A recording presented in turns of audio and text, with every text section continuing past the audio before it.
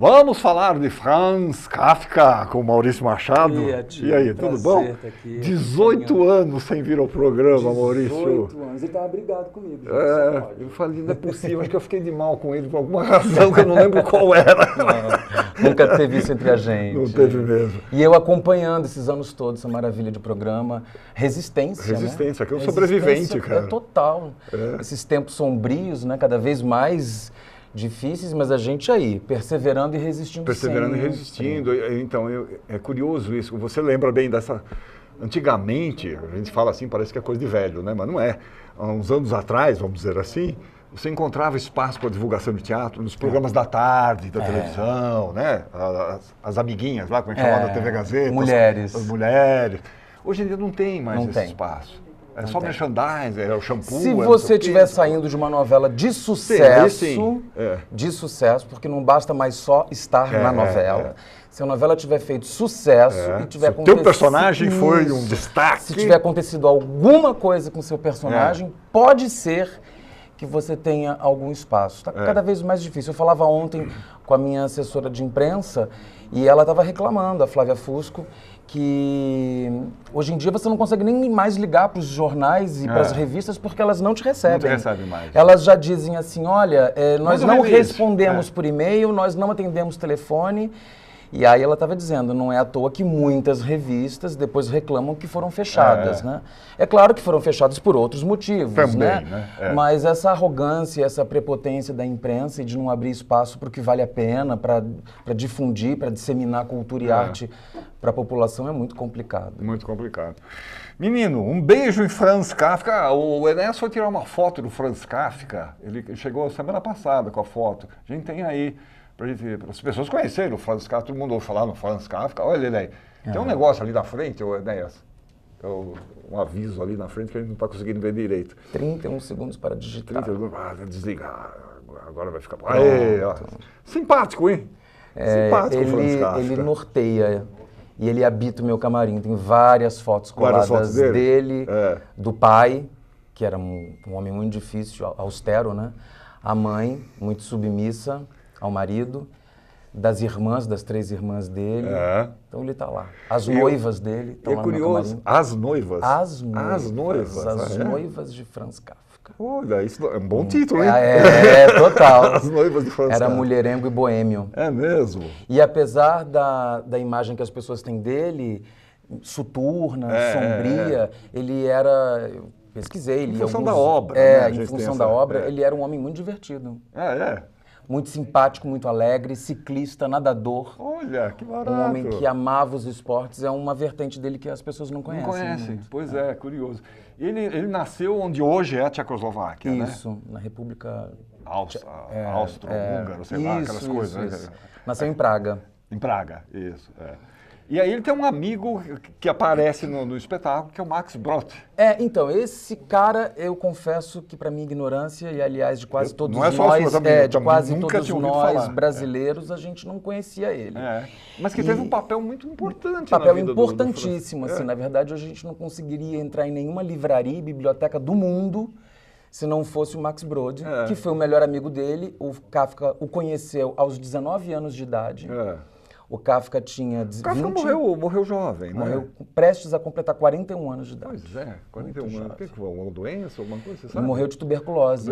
E naquela época não tinha tratamento para tuberculose. Então ele morreu de fome. Caramba, bicho. Olha, pode imaginar o que é isso? Coisa, hein? Você morrer de fome por causa de uma doença. Uma doença. Porque a tuberculose dele era na laringe. Então não havia nenhum paliativo, não havia soro, não havia nada que pudesse se curar. Então, o tratamento daquela época era um paliativo que mandavam os doentes para o sanatório.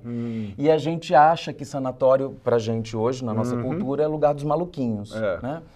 Não, mas o sanatório era lugar para sanar, cuidar de algum problema.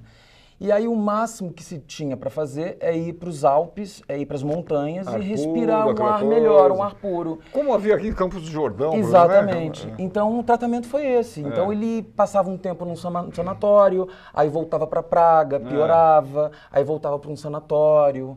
E nisso tudo, com os conflitos dele familiar, sendo um artista que tinha um legado, tinha uma obra incrível, mas que ele tinha um problema muito sério de autoestima. Ele não se achava tão genial quanto um Dostoiévski, quanto um Tolstói, que eram as grandes referências figuras da época, né? e referências dele. Ele se achava medíocre, apesar de ter ganho um prêmio La Fontaine. Ele não se achava isso tudo e teve algumas coisas, alguns manuscritos, alguns pequenos contos que foram publicados para ele em vida, mas que tiveram a mão do Max Brod, Max Brod. que ajudou a publicar, porque o Max já era um autor de sucesso na época e já era um autor muito publicado.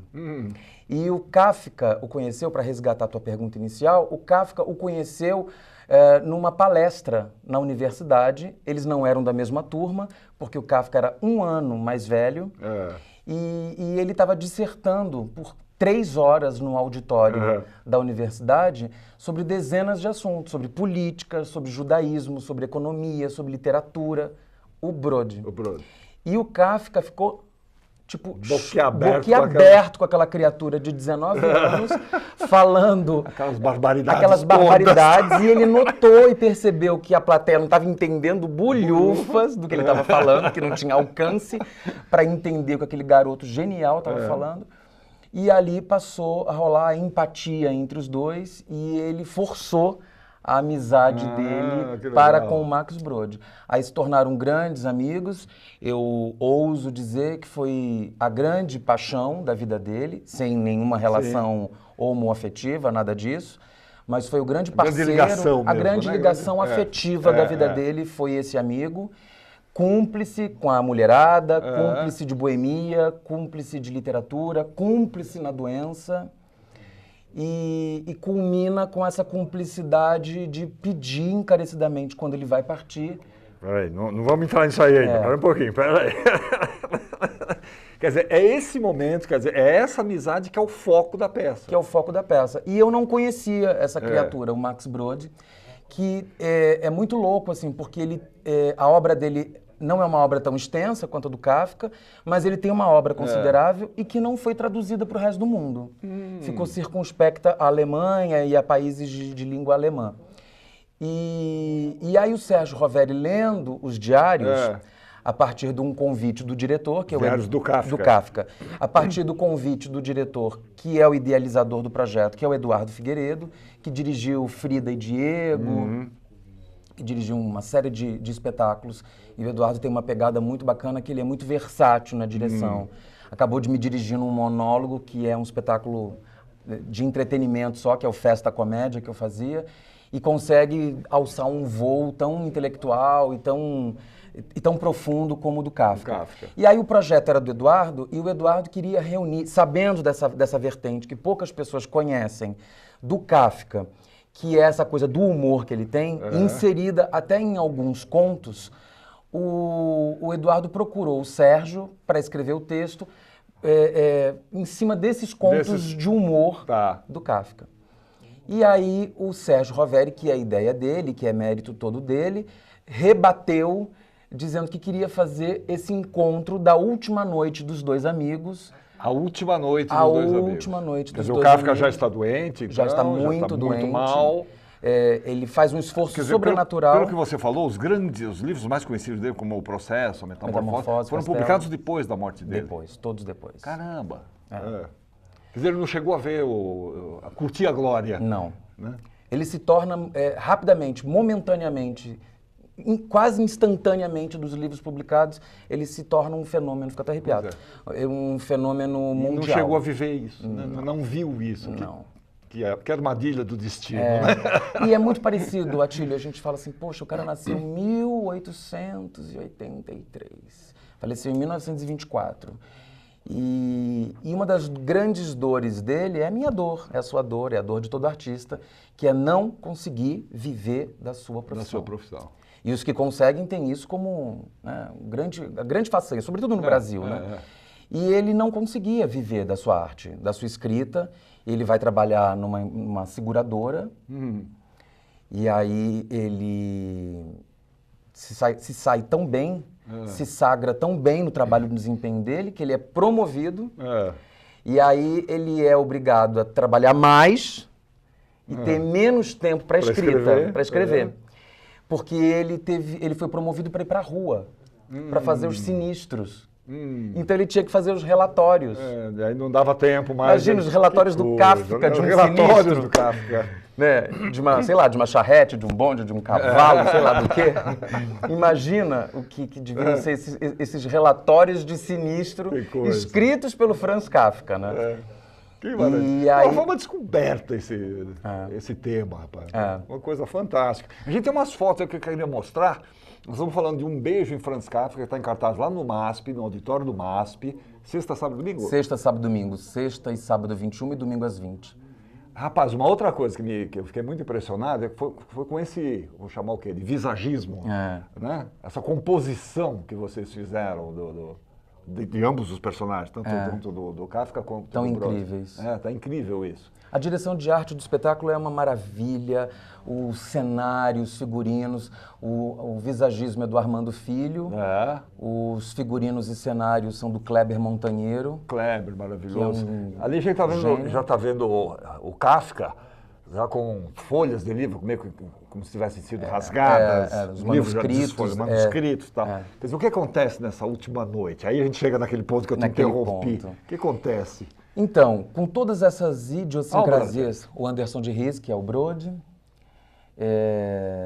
ele pede, não confiando na sua obra e muito dolorosamente não ter conseguido e conquistado os louros que ele imaginava ter e se achava merecedor como artista, ele acha que a obra dele tem que ser incinerada, que a obra dele tem que ser destruída. Acaba com tudo, joga tudo fora. Acaba tudo. E ele pede isso para o Max. E ele acha que o Max é a única pessoa que pode fazer isso. Poderia fazer isso. Por amizade e pela relação que eles têm.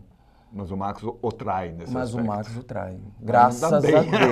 Graças a Deus. Não teríamos Mas hoje teve as muita Olha, coisa. Legal isso. Ele conseguiu. Os manuscritos voando. A direção de arte é realmente do espetáculo. Uma lona que você tem ali no chão? Essas fotos foram feitas em estúdio, né? Não foram feitas no teatro. Mas é tudo à mão do Eduardo, do diretor, que pensou em cada detalhe da foto e pensou no visagismo, pensou... Eduardo deu todas as diretrizes para o cenário. Faz uma relação, né? Com um dos personagens do Kafka, né? Com o inseto, que as pessoas tanto conhecem. E é muito bacana, assim, o espetáculo é muito lindo. Eu fiquei muito impressionado o primeiro dia que eu entrei no teatro, que eu vi aquilo tudo, que você ensaia numa sala, né, tipo, com cadeira de plástico e um cafezinho, né? Quando eu vi aquilo tudo pronto, eu falei assim, gente, que espetáculo, ele tem um nível internacional mesmo, não é porque eu estou fazendo, não. E aí eu fiquei muito impressionado, porque pessoas da classe que são...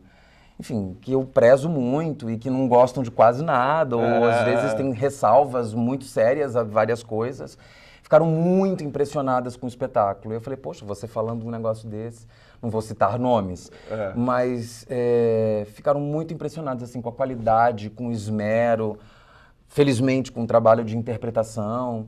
Que é um desafio enorme, né? Fazer esse homem. Agora, necessário, né, bicho? Agora, só nessa conversa aqui, tudo que você falou sobre o Kafka, como a gente não sabe nada dele, é impressionante. Não, e é mais louco. A gente conhece a obra, mas... Eu até comentei com você outro dia, né? Assim, tem gente que não sabe nem quem é ele. Quem é ele, né? Quando o Eduardo fez o Frida e Diego... Foi meio parecido, porque eu estava contando a história do Sérgio Roveri, né? O Sérgio, ele falou assim, olha, tô dentro, quero fazer.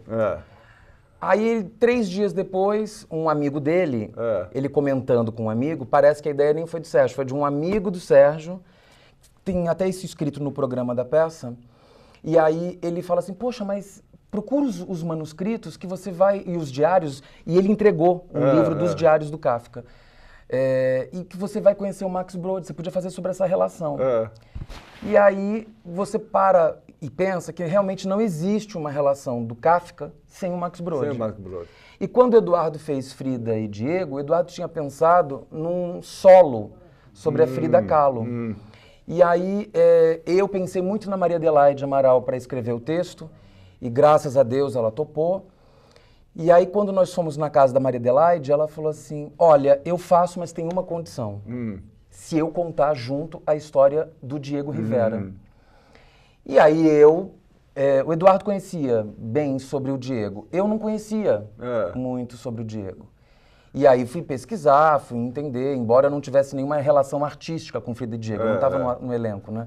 Era a Leona Cavalli e o Zé Rubem Chachá. O espetáculo ficou 5 anos em cartaz, caramba, né? Fizemos o Brasil todo um mega sucesso. Foram 4 temporadas em São Paulo.